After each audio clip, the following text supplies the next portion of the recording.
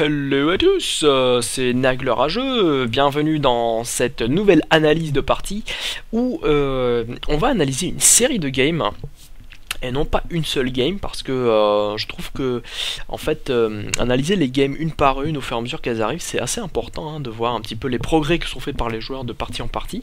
Donc on va analyser des petites games du PGM connu du nom de Ironic.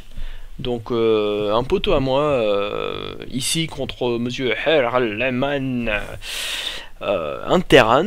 Donc voilà, qu'est-ce que m'a dit Hiro récemment? Il m'a dit putain, contre Terran j'ai vraiment du mal, je comprends pas trop comment on gagne, je comprends pas pourquoi je perds.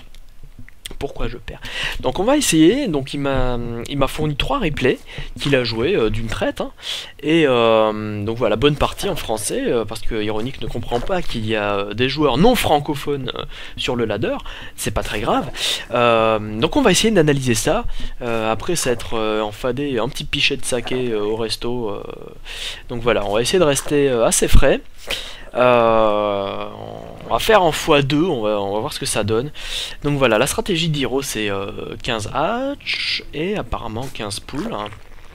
Ah non, 15 gaz, 16 et 16 poules carrément. Donc c'est du méga macro build. S'il prend un push sur 2 baraques là, ça peut piquer fort. Donc voilà, une première petite erreur, un Overlord qui va tomber, ce n'est pas très grave. C'est vrai que à partir de platine, diamant, etc., ça devient vraiment très très handicapant pour le joueur Zerg. Mais là, c'est pas comme si c'était la mort. Voilà, les deux poules, les deux hatch qui sont popés, les deux queens en cours. Ok, les drones. Hop. Qu'est-ce que je vois là? Déjà là, je vois 3 larves. Je vois 110 de minerais. Pourquoi est-ce qu'on n'a pas 0 ici, une larve et 2 drones en cours? Ça, c'est une question que je me pose. C'est déjà un retard économique qui est pris par Hiro et on voit déjà qu'il est en retard. Il est 15 contre 18. Ça, c'est dommage. Il vaut mieux se préoccuper d'abord de sa macro et ensuite des rally points de ses overlords, parce que je vois qu'il est vachement attentif aux rally points de ses overlords. C'est très très bien, mais il faut d'abord faire SDDDD. Ok, là c'est un late push. Terran avec un bunker. Normalement ça passe pas du tout. Pour quelle raison? Pour plusieurs raisons. C'est que déjà lorsque la pool pop, on fait au moins 2 zerglings pour contrôler la map. Donc là voilà, il y en a 2, mais bon apparemment il a laissé passer ce petit détail. On fait parfois 4 waouh, je suis toujours en train de crever. On fait parfois 4 zerglings. Why not? Et surtout, quand la baie de pop, comme les terrains ont l'habitude de faire des réacteurs hélions, on aime bien poser une petite spine ici, ou ici d'ailleurs. Dès que la baie de pop, le premier drone qui arrive, hop, on met une petite spine. On sait jamais, c'est safe, c'est tranquille. Bon, Daynan dirait que ça n'existe pas, safe, mais il faut dire, ça défend relativement bien contre des push lions, contre des early push comme ça. Là, il perd une queen. Là, on peut dire que ça commence à être catastrophique. On peut le dire. Beaucoup de drones qui sont perdus. Heureusement qu'il a macro comme un fort et que son adversaire oublie de faire des SCV. Donc voilà, là, ils sont à peu près à égalité. C'est pas mal, c'est une bonne défense. Sauf que... là, je vois 4 larves, et là, je vois plein de larves, et je vois plein de sous, et je vois qu'il n'est pas supply block. Ça, c'est pas du tout normal. Franchement, c'est pas normal. Il devrait faire drone, zergling, ce qu'il veut, mais il doit utiliser ses larves. StarCraft, c'est un jeu de ressources où on ne peut pas garder ses ressources, elles ne rapportent rien, il n'y a pas de pourcentage. Donc c'est valable pour les minerais, pour le gaz, mais c'est également valable dans le cas d'un joueur Zerg, pour les larves, et dans le cas d'un joueur Terran et Protoss, c'est également valable pour le temps, pour les Protoss, le temps de recharge des gates, et pour les Terran, le temps d'inactivité d'une baraque. C'est perdu, c'est du temps perdu.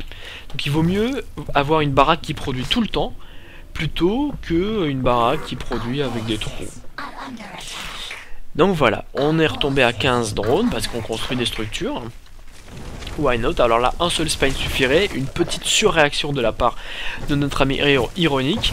Il y a de la perte d'Overlord, ok, donc là c'est bien géré. Le bunker, en termes de loss, voilà, il est un petit peu moins bien, Hero, mais bon, c'est pas très grave. B3, ok, stop les machines. B3. Qu'est-ce que ça fait B3? B3, ça nous permet de poser des drones ici. Ok. Ça permet aussi d'avoir de nouvelles larves. Ok, très bien. Par contre, ça étend notre base et il faut défendre plus de points.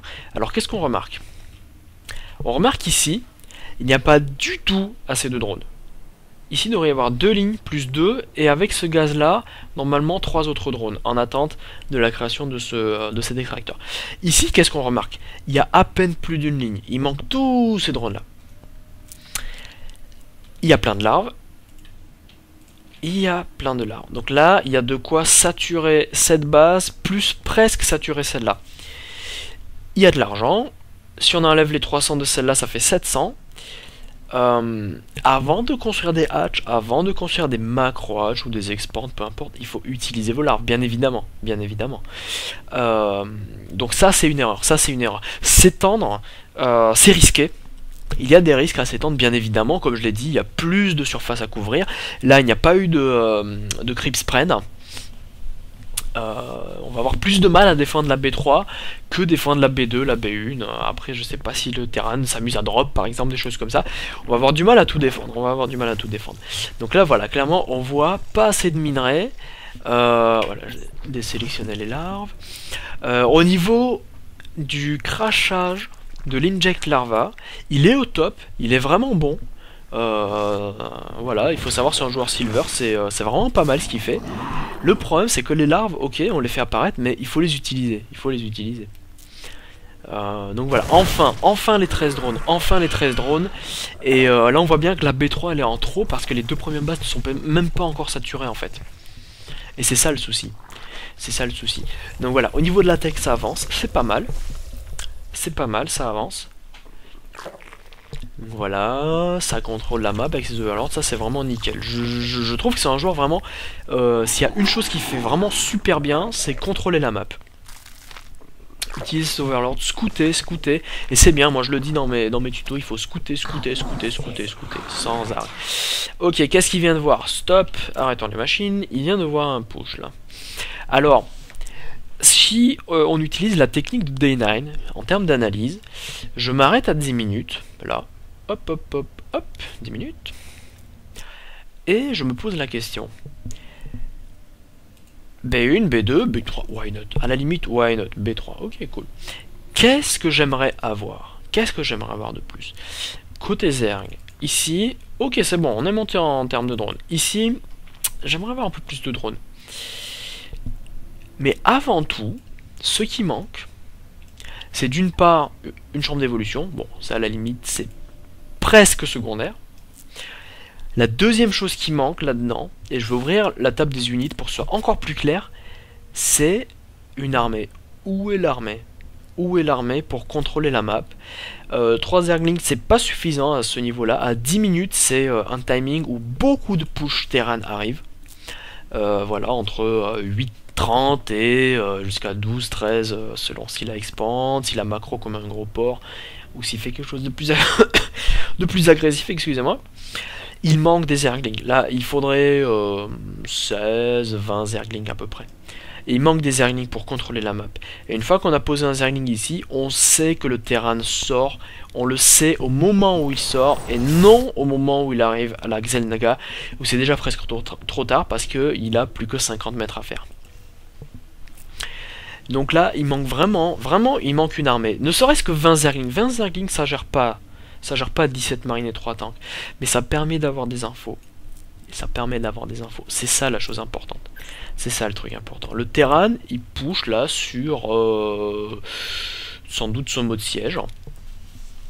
Il faut voir venir ce push. Il faut pouvoir le ralentir en faisant des fake attaques pour que le Terran pose ses tanks de siège. Et Donc voilà, là, les 16 Zerglings sont à peine en cours de préparation. Et si on regarde 16 Zerglings contre 19 marines, déjà là c'est mort. Déjà, c'est même pas la peine de regarder plus loin, c'est mort. 32 Zerglings, c'est déjà mieux. C'est déjà mieux. Donc voilà, on se remet dans la vue d'Hiro. Voilà, c'est la défense un peu catastrophe, on va dire. Et ce qu'on remarque aussi, c'est qu'il y a énormément de gaz. Quand Hiro voit ce push venir, bon ça c'est vraiment du détail, il peut sortir les drones du gaz là et les balancer au minerai parce qu'il sait que son gaz de toute façon il va pas l'utiliser tout de suite. Et c'est dommage de laisser, il y a combien? Il y a 12 drones au gaz. Il y a 12 drones au gaz, c'est vraiment dommage. Donc voilà, là il y a des Zerglings qui se font. Avec les 600, ils devraient faire des mutas. Pourquoi pas, les mutas c'est le hard counter contre les tanks. Hein. Il faut pas hésiter à faire peut-être 2-3, ne serait-ce que 2-3 mutas. Juste une petite addition, comme ça si on arrive à se débarrasser de tous les marines, pourquoi pas, on va pouvoir sniper les tanks, c'est très bien. Là c'est que du Zergling, du coup on accumule le gaz. On commence à accumuler les minerais aussi, et on a 0 larves. Qu'est-ce que ça veut dire? Ça veut dire qu'on manque de macro hatch. Donc voilà, la B2 est tombée, là c'est pratiquement la game. C'est pratiquement la game. Si on regarde en termes d'income, il est derrière, en termes de supply, il est derrière, en termes de tech, regardons quelque chose de très très important en termes de tech. Donc c'est du 0-0 contre du 1-0 déjà. Le bouclier qui arrive. Clairement, Hiro au niveau des upgrades aurait pu faire mieux. Une Evo Chamber aurait fait le taf. Il a largement les sous. Donc voilà, qu'est-ce qui pêche dans cette game? En termes de decision making, déjà cette attaque c'est un suicide. Là en gros il dit ok je te donne la game. C'est pas possible d'attaquer un Terran avec tank de siège marine 1-0 avec quelques Zerglings 0-0, ça c'est impossible, ça c'est une décision prise dans la panique, hein, ça c'est clair. Tous ces drones là qui minent, ils pourraient venir miner sur cette base puisqu'elle n'est pas du tout saturée et ça ferait 2 bases contre 2 bases. Bon, de toute façon il est en retard en termes d'écho, mais why not, hein, il peut ensuite contrôler la map avec ses Zerglings, juste la contrôler, pas essayer de forcer une espèce de all-in complètement suicidaire. Et avec tous ces sous, bah pourquoi pas faire des mutas, Donc voilà, la suite de la game est inintéressante. La game est terminée à ce niveau-là. Le terrain a trop d'avance déjà. Donc voilà, je vais vous proposer, je vais charger la deuxième game et on va commenter cette deuxième game. Et voilà, donc c'est Metalopolis, on reprend la game, hop. C'est une partie un petit peu à part par rapport à la précédente. Parce que vous allez voir, hein, donc voilà, le bonne partie. Si vous rencontrez un mec sur le net qui dit bonne partie, c'est probablement ironique.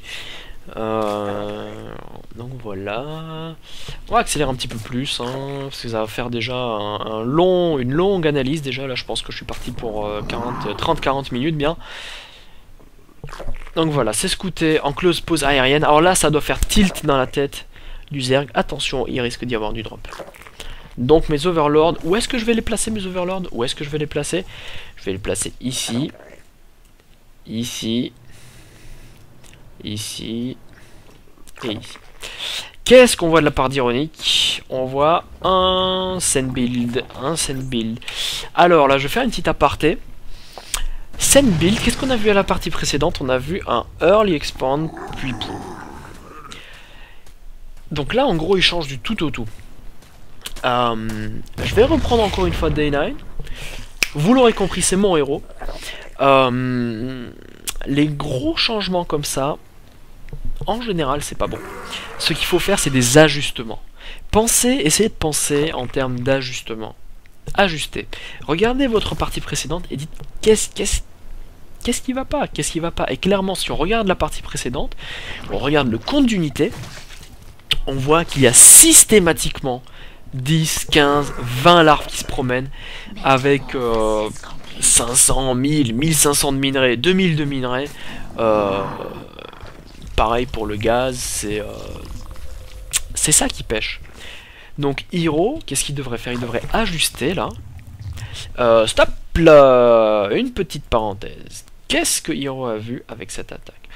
Un bunker, qu'est-ce que ça veut dire? Ça veut dire, le terrain il dit, je ne veux pas mourir vite, mais je ne veux pas faire beaucoup d'armées pour défendre. En gros, je suis en train de tecker derrière. Globalement, c'est ça, un bunker sur la B1. Deuxièmement, on voit pas d'addon à 6 minutes, ça veut dire que c'est pas du Hélion réacteur. On voit une facto. Est-ce que la facto produit? Non. Donc, c'est qu'il y a très forte probabilité qu'il y a ce genre de choses en cours. Même sans voir les deux gaz, on peut supposer qu'il y a ça en cours. Pour confirmer, Hiro peut éventuellement prendre voilà, un Overlord, le troisième Overlord qu'il fait, et l'envoyer ici. Il va au moins voir les deux gaz, et là ça va faire tilt dans sa tête, Banshee. Banshee. Donc, Evo Chamber, etc. etc. C'est pas mal de popper une Evo Chamber à un moment, pour faire en plus d'attaque pour les Zerglings, pourquoi pas, c'est toujours utile. Hein. Quand on a un doute, ce genre de wall, très clairement, ça indique qu'il y a quelque chose en fouine derrière. Ça c'est sûr, c'est sûr. Ou même si c'est pas sûr, vous pouvez supposer. De toute façon, il est sur une base, vous êtes sur deux bases. Qu'est-ce que vous perdez à poser une Evo Chamber et un sport ici, un sport là? Franchement, rien. Franchement, rien. C'est, voilà, secure. Après, plus vous avancerez dans vos ligues, plus vous apprendrez à scouter le bon moment, à sentir un peu les venir hein, les Banshees. Donc voilà. Ce qu'on a vu tout à l'heure hein, sur la dernière partie, c'est qu'il manquait à Hiro une armée pour contrôler vers 8 minutes, 9 minutes, quelque chose comme ça. Donc là, tiens, l'Evo Chamber y est, c'est super, c'est excellent, c'est vraiment Uber. C'est vraiment Uber. Il y a énormément de sous. En income, on est en retard. Il y a plein de larves. Oh mon dieu, mais pourquoi? Alors, le cerveau d'un Zerg, franchement, entraînez-vous, ça doit faire tilt. Vous voyez toutes ces larves?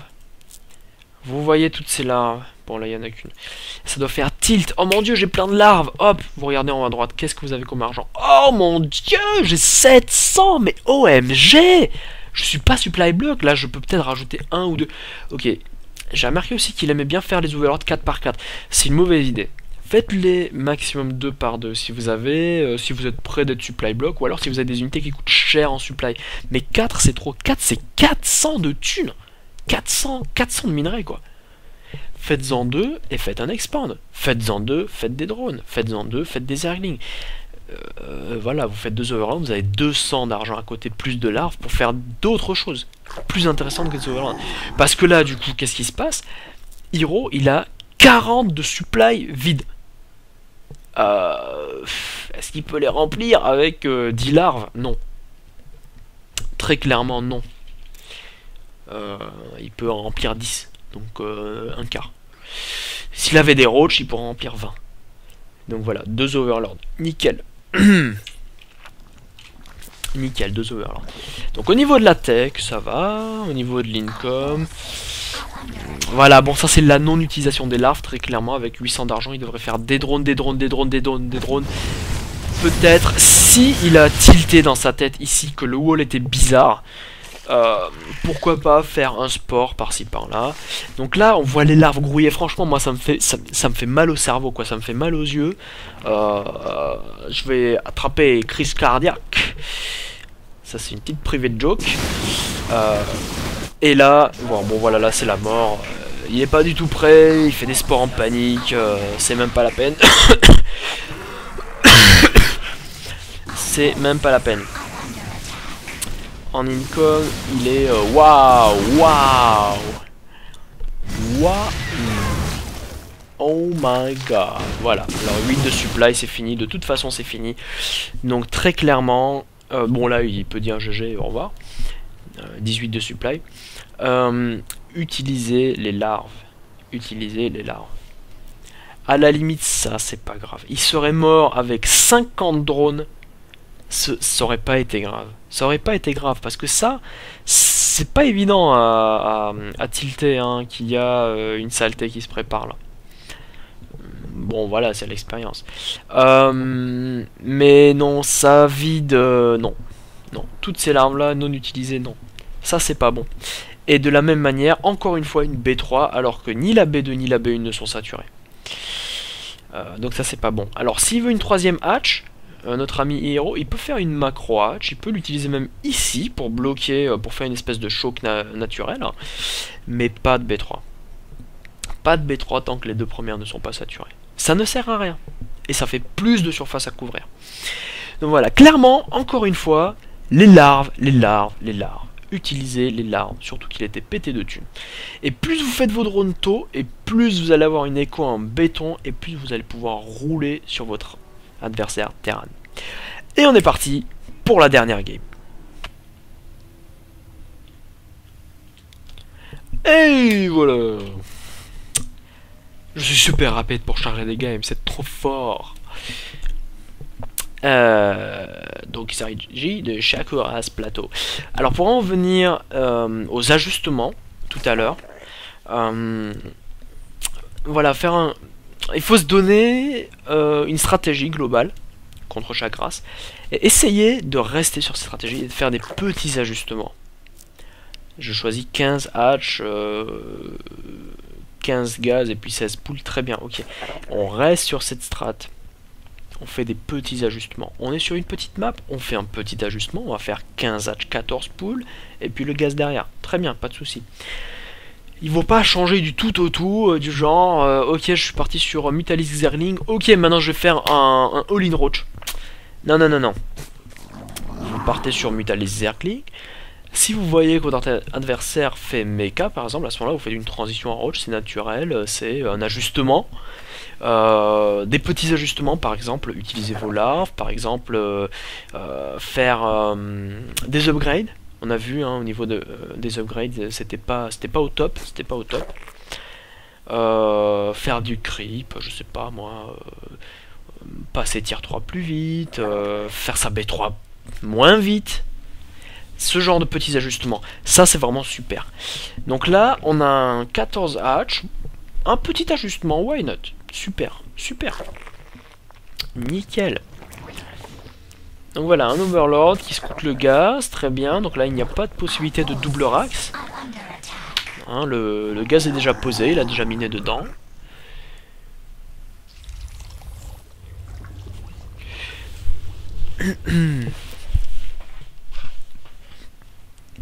Voilà, très bien, les deux queens en production. 4 Zerglings, parfait. 4 Zerglings, parfait. J'aime bien, ça défend contre pas mal de pression.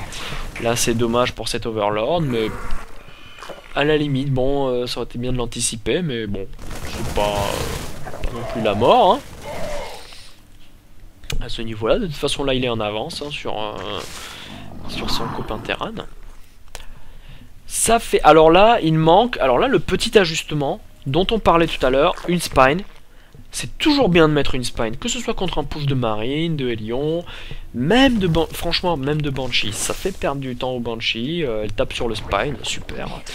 Double spine. Alors, stop. Là, c'est les séquelles de la dernière partie où il s'est fait agresser assez tôt. Double spine. Plus Evo Chamber, je suppose qu'il va y avoir des sports derrière, alors qu'il n'a même pas vu la rampe ici. C'est trop défensif. C'est trop défensif. On sait pas, voilà, sur un gaz, le Terran peut tout faire. Il peut faire un réacteur Hélion suivi d'un expand, auquel cas il n'y a pas besoin de 2 spines, mais d'une seule. Et là on peut commencer à fermer en faisant une macro hatch, pourquoi pas. Cet Overlord là, il peut check vite fait le gaz ici, pour voir s'il y a un deuxième gaz, pour voir s'il y a possibilité de Banshee, et surtout, en termes d'unité, il y a 3 Zerglings, les 3 Zerglings peuvent rentrer ici. Et qu'est-ce qu'ils vont voir les 3 Zerglings? Ils vont voir ça. Ils vont voir un bunker. Le bunker, ça veut dire... sauf si c'est vraiment... bon, bunker, ok, alors on envoie l'Overlord ici pour voir combien il y a de gaz qui a été miné, etc. On peut peut-être faire une Evo Chamber, pourquoi pas un sport ici, un sport ici. Mais peut-être un seul spy. Enfin bon, bref, ça c'est du détail. On s'en tape un peu en fait. Je suis en train de m'emballer sur un truc qui n'a pas vraiment énormément d'importance. En tout cas, sans voir le wall, faire un double spine comme ça, c'est pas bon. Là, on voit 11 larves. On est supply block. Ok. Faire des overlords. Faire des overlords. Faire des overlords. Non. Faire des overlords. Faire des overlords. Non, toujours pas. Faire des overlords. Voilà. 5 overlords. Encore une fois, c'est trop. Trop de sous sont dépensés dans des overlords à la fois. Il faut que ça fasse une courbe à peu près correcte. Et non pas des espèces d'escaliers comme ça, boum boum. Là, il se retrouve encore une fois à 36 sur 76. Il a 40 de supply à mettre. Qu'il n'arrivera pas à mettre. Donc voilà, hop là, on fait un petit point. Donc T2, la spire va bientôt arriver je suppose. En termes de drone, ici il en manque beaucoup. Ici il en manque beaucoup. Et qu'est-ce que je vois là? B3. Ça c'est une récurrente. On voit énormément de larves ici qui pourraient transformer en zergling. Il manque un petit zergling ici. Mettez un zergling devant la pente de votre adversaire, c'est toujours bien. On est à 8 minutes 40. Qu'est-ce qu'on avait dit à la première game? Il manque de l'armée là. Où est l'armée pour contrôler la map? Il n'y a pas d'armée pour contrôler la map. On voit ici un drop arriver. Donc on suppose que les terrains peuvent dropper. Alors il faut vraiment jouer avec votre expérience. Hero, de cette game, il doit retenir... Il y a un drop à 9 minutes qui arrive chez moi. Donc à 9 minutes, je dois avoir de quoi contrôler un drop, idéalement. Donc voilà, il manque des zerglings. Clairement, il manque des zerglings. Oups. Hop là. On désélectionne le Medivac. Il voit le Medivac. Il voit le Medivac. Oups. Il contrôle les lions. Très bien. Il sauve les drones. Quelques drones qui meurent. Bon, voilà. Pas mal, pas mal, pas mal. Superbe défense. Franchement, superbe défense. Par contre, le fait que toutes ces larves-là ne soient pas utilisées, ça fait que voilà, il a 10 de supply de retard. Ça vient de ces larves qui ne sont pas utilisées. Si ces larves avaient été utilisées pour faire de l'écho, il aurait beaucoup plus de sous, d'où il aurait beaucoup plus de supply, etc. etc. Voilà, les mutas qui sortent, très bien. Si on part sur muta, faire 2 extracteurs maintenant, c'est trop tard. Il faut les faire avant. Il faut les faire avant. Mais le point que je retiens, moi, franchement, le frein principal, c'est vraiment... donc manque de réactivité de la part du terrain, là. C'est vraiment utiliser les larves. Oh là là, mais comment ça grouille, mais OMG, quoi. Et il lui reste encore 10 supplies à remplir, il est pété de thunes. Et là aussi ça grouille de partout, il a même pas besoin de macro hatch quoi. Alors que normalement un zerg, alors il faut savoir, un zerg qui fait du zergling pur, il a forcément besoin de au moins une macro hatch. Sauf s'il fait ses injects larva de manière absolument parfaite. Absolument parfaite. Qu'est-ce qu'on voit ici? On voit du tank, on voit... Ah, on voit la possibilité de... possibilité de Thor et pas de baraque. Alors qu'est-ce que ça veut dire? Ça veut dire mecha. Un contre, alors les contres Zerg contre mecha, c'est quoi? C'est Broodlord. Waouh. Ouais, Broodlord ça déchire contre mecha. C'est très difficile de faire une transition en Broodlord. Même moi, je le fais rarement parce que ça me... Déjà j'oublie, en pleine game, j'oublie, toujours, systématiquement. Je reste sur Muta, Banelings. Petit 2. Roach. Très bien les Roach contre le mecha. Très bien les Roach contre le mecha. Donc là, Hero devrait se dire est-ce que c'est vraiment bien de faire un pack de muta contre du Heliontor? Franchement, je sais pas. Alors là, les trois bunkers, je sais pas à quoi ils servent, puisqu'en face il va y avoir pratiquement 0 marine en termes d'unité. Voilà, on voit 9 marines, youpi. Ah bon, à la limite, ça on s'en fout royalement. Hero devrait se poser la question pourquoi ne pas faire une transition en Roach? Roach enterré, c'est vraiment sublime hein, contre mecha, c'est. faut gagner en un coup. Alors là, il voit tous les lions. Qu'est-ce qu'il fait en réaction? 30 Zerglings. Normal. Normal. Waouh! Stop! 1-0. Donc voilà, les mutations 0-0, il n'y a pas d'upgrade en route, ça c'est vraiment dommage. Vraiment dommage. 2-0, tiens, très bien ça. Donc il a l'avantage au niveau des upgrades, il y a pensé. Par contre, l'upgrade Carapace, ce qu'il faut savoir, c'est un petit détail. Ce qu'il faut savoir, c'est l'upgrade de Carapace est utile contre les marines.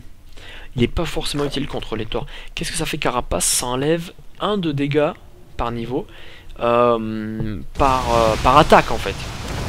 Donc les marines qui ont plein d'attaques à petits dégâts, à chaque fois ça enlève 1. Par contre, les torts et les lions qui ont une attaque qui inflige masse, et puis une autre attaque qui inflige masse, bah, ça va enlever 1 à chaque fois. D'ailleurs on va le voir. Je vais le montrer. 17 damage, moins 1 ça fait 16. C'est bien. Ça veut dire que ça fait moins 7% à peu près, je crois, hein, si je me trompe pas. Si on regarde un marine, c'est 6 moins 1, ça fait 5. Là, tout de suite, c'est pratiquement du 20%. Ça enlève 20% à l'attaque du marine. Sur les lions, 9 damage, light c'est 21, donc contre les airlings c'est 21, 21 moins 1, autant dire que ça enlève rien du tout, Carapace, à l'attaque des lions. Donc si vous avez beaucoup de marines en face, faites Carapace, faites des Carapaces pour les Mutalisques, c'est super, hein. Franchement c'est super, moi j'adore faire Carapace sur mes Mutalisques. Mais contre des builds mecha, si vous vous entêtez à faire du Zergling, il faut franchement faire attaque. Franchement, il faut rester sur attaque. Donc là, ça c'est une mauvaise idée d'engager 2 torts avec si peu de muta. Surtout que les torts ont plus en attaque. Plus 2 maintenant. Dans quelques secondes. Dans, voilà, 0 secondes.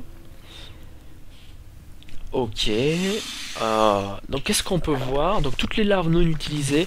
Malgré tout, il y a énormément d'écho. Ça c'est vraiment très bien. Mais 3700 d'argent, c'est comme si... s'il utilisait la moitié de ses drones en fait, hein, s'il laisse tout cet argent en banque. Donc voilà, utilisez votre argent. Imaginez maintenant une seconde, on va faire le compte de larves, boum, boum. Tiens, il n'y a pas 3 pages, bon, il y a 2 pages et demie.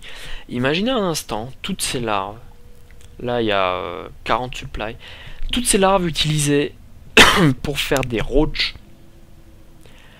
Et regardez l'armée Terran. Ces tanks sont hors siège, hors position. Il y a 2 torts. Plus tous les Zerglings. Franchement. Alors attendez. Il y a 26 mutas. Waouh! What? Mais ils sont où ces mutas? Mais ils sont où? Oh mon dieu. 26 mutas. Imaginez 20 roches de plus.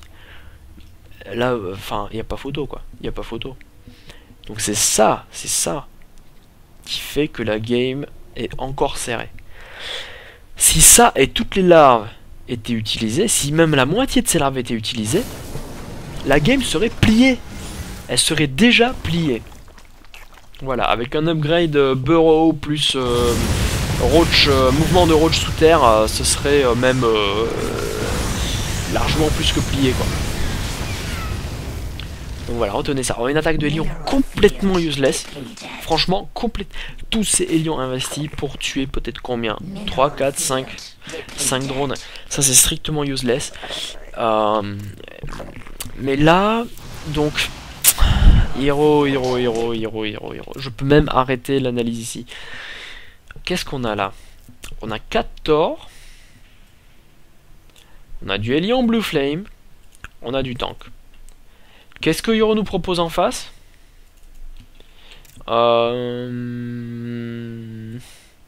Du Zergling. Et du Muta. Alors, le Muta se fait ravager par les torts. Les Zerglings se font ravager par les Hélions et les tanks. Cette composition-là, c'est le meilleur contre contre la composition d'Hiro. Donc, quand un Zerg scout une composition tech, franchement, faites une transition. Ou alors, tuez-le tout de suite, avant qu'il ait trop. Parce que la 4 Thor, c'est trop. Un Thor, 2 Thor, à la limite, je veux bien. 8 tanks, mais OMG. Avec tous ces SCV qui vont réparer, les Lions Blue Flame. Il y a trop, là. Il y a trop. C'est fini. À ce niveau-là, c'est fini. Faites une transition en roach, faites une transition, essayez d'arriver jusqu'au Broodlord rapidement, faites de l'infestateur avec Parasite Neural par exemple, des choses comme ça. Soyez inventifs, soyez créatifs, ne restez pas stuck sur votre composition complètement naze contre ce que votre adversaire vous propose. Soyez inventifs, faites des transitions là. Mais regardez-moi, c'est sous. Mais OMG. Et le pire, c'est qu'il a 30 larves. Donc là, il manque des macroaches, mais même, il y a 30 larves, quoi. 30 larves.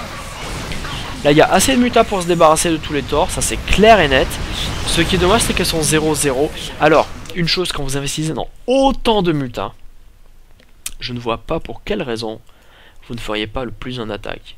Et même si vous avez 30-40 mutas, pourquoi pas faire 2 spires et faire les upgrades 2 par 2. Ça vaut largement le coup, Là, les Thors seraient partis 2 fois plus vite avec le nombre de mutas qu'il y a. Contre-attaque, super idée, franchement, je kiffe. La meilleure idée du monde. C'est pas micro-géré, c'est pas grave, c'est une super idée. Hiro, t'es un PGM. Contre-attaquer, vous prenez des dégâts, super, mais l'autre aussi, l'autre doit en chier aussi. C'est ça le concept. Voilà, là une attaque un peu suicide. Pourquoi suicide? Parce que voilà, là c'est du 2-1. En face, les Zerglings sont du 2-0. Déjà, il a perdu l'avantage au niveau de ses upgrades. Je ne vais pas aller plus loin. Cette game est un massacre. Hein. Par la suite, il y a une deuxième attaque qui arrive par là et qui termine la partie. De toute façon, la composition d'armée n'est pas adaptée. Donc ici, en termes d'ajustement, qu'est-ce qu'on peut dire? On peut dire attention au début. Vers 7 minutes 30, il faut commencer à produire du Zergling pour pouvoir contrôler la map, ralentir le terrain si jamais il veut pusher. Voilà, faire attention.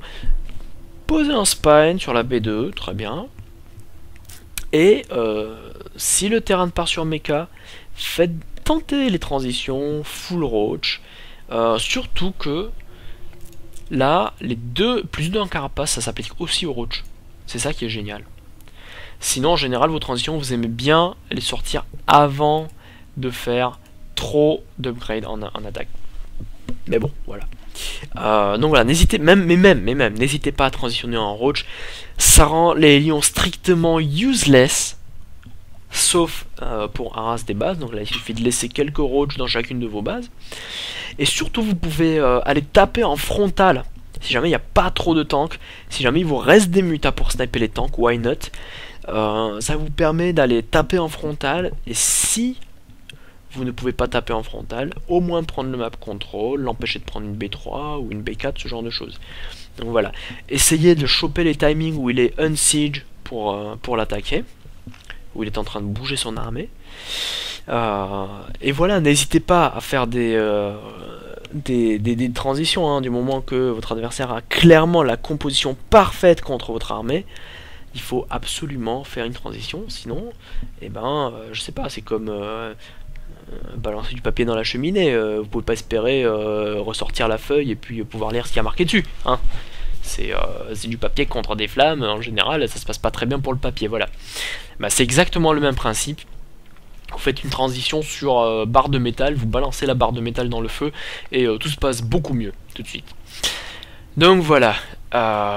Qu'est-ce que j'ai à dire? Voilà, bon, après, hein, on a repéré bien les erreurs d'Hiro au niveau de l'usage des larves. Là, regardez, toutes ces larves, mon dieu, il peut faire 21 mutas encore. 21 mutas, il peut faire des millions de Zerglings. Très clairement, là, il a besoin de Macroach, mais surtout, ce dont il a besoin, c'est utiliser ces fucking larves. Dans son cerveau, il doit mettre un trigger qui tilt et qui, je sais pas, lui envoie une décharge électrique, un truc comme ça, quand il voit plein de trucs grouillés au bas de ses hatches. Ça c'est primordial, c'est la base du Zerg. Vous ne pouvez pas, il n'y a pas de plan d'épargne larve, ça n'existe pas. Il faut utiliser ces larves. Donc voilà. Si les larves sont utilisées, tout ira beaucoup mieux. Et de la même manière, dernière erreur qu'on a vue récurrente, la B3, trop tôt, faites une B3 une fois que vous avez saturé vos 2 premières bases. Voilà, n'oubliez pas l'idée d'ajustement, ajustez vos games, ne faites pas de changements drastiques. Faites des petits ajustements et vous allez voir, vous allez comprendre vos erreurs. Concentrez-vous sur une chose à la fois entre les games. Faites un seul ajustement entre chaque game et ça va être génial. Ça va juste être génial. Et ben j'espère que vous avez appris des choses sur cette analyse. J'ai été un peu long, je pense que ça valait le coup. N'hésitez pas à m'envoyer comme héros des games, je serais vraiment super content de les analyser, de vous donner, même en Terran, en Protoss, n'importe quoi. Vous m'envoyez votre game sur naglerageux@gmail.com. Donc voilà, vous regardez sur ma chaîne YouTube, l'adresse email y est.